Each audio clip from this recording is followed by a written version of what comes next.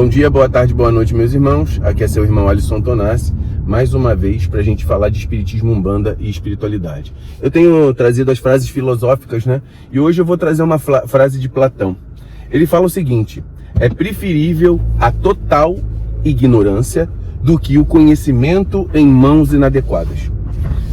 O que Platão queria dizer com isso, né?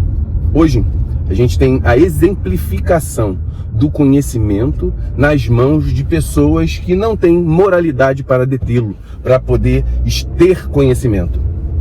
Muitas vezes, o conhecimento para eles era poder. E nesse processo de poder, era necessário que houvesse também uma moral e as virtudes para um homem sábio. E a gente vê que hoje em dia há muitas pessoas que querem saber como as coisas acontecem, mas não querem saber para que elas são usadas. Então elas têm know-how, ou seja, elas têm conhecimento, mas não têm sabedoria na utilização disso. A gente vê hoje, dentro da nossa religiosidade, pessoas que não têm, porque as condições da virtude, da moral, elas são independentes da inteligência. Por exemplo, Hitler era um cara muito inteligente, isso é fato. Agora, com uma moralidade muito podre. Então, nós vemos que, muitas vezes, essa profecia do Caboclo das Sete Encruzilhadas, ela também tem um tom que fala sobre isso, que o prejuízo da Umbanda estaria nos valores financeiros, mas não só nos valores financeiros. Os valores financeiros aqui representam a imoralidade das pessoas que adquirem o conhecimento. Elas não têm, ou elas vivenciam, olha só, olha que coisa contrastante na nossa história de Umbanda.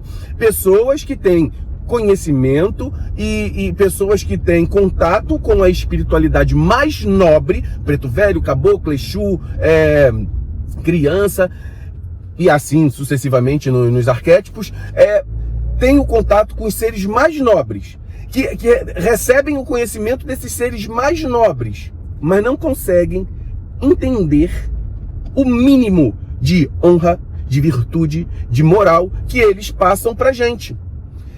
Muitos distorcem até os padrões da moralidade com sofismas. São pessoas inteligentes, que elas têm um padrão de conhecimento até grande, e elas distorcem a conclusão. Elas utilizam do conhecimento para distorcer as conclusões. O que é isso? Distorcer conclusões verdadeiras. Então eu vou dar um exemplo. Isso é um sofisma. Sofisma olha, nós todos somos filhos de Deus. Aí, isso é um fato, nós somos filhos de Deus, filhos de Olorum. Olorum é rei, certo? Portanto, nós somos príncipes.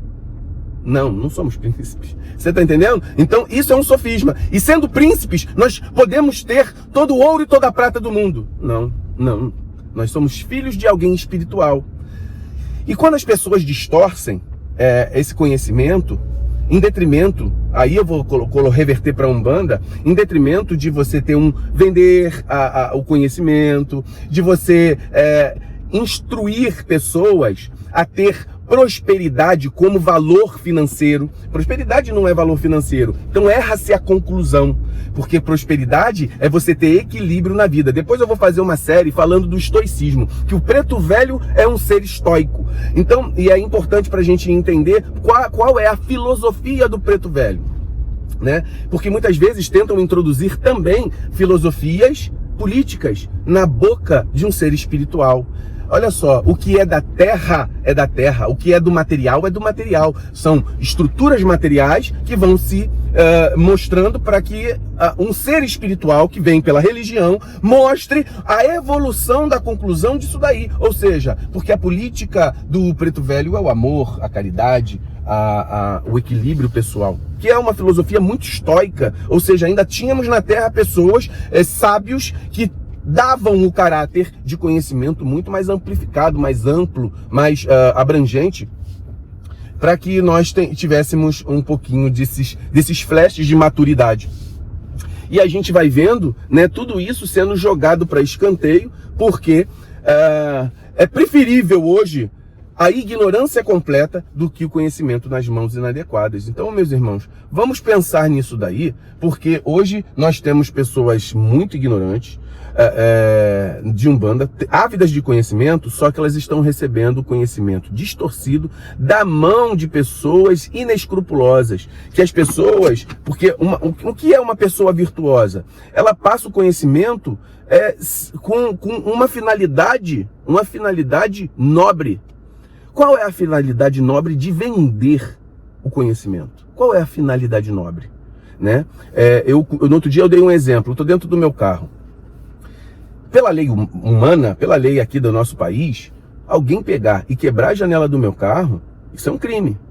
Agora, se eu estou com uma criança aqui, dentro de um bebê de colo, que está deitadinho aqui, largo o carro na rua, no sol, e bota a mão no carro e aquilo ali está quente pra caramba, pessoa quebrar a janela do meu carro e tirar o bebê dali de dentro para que o bebê não morra, é um salvamento.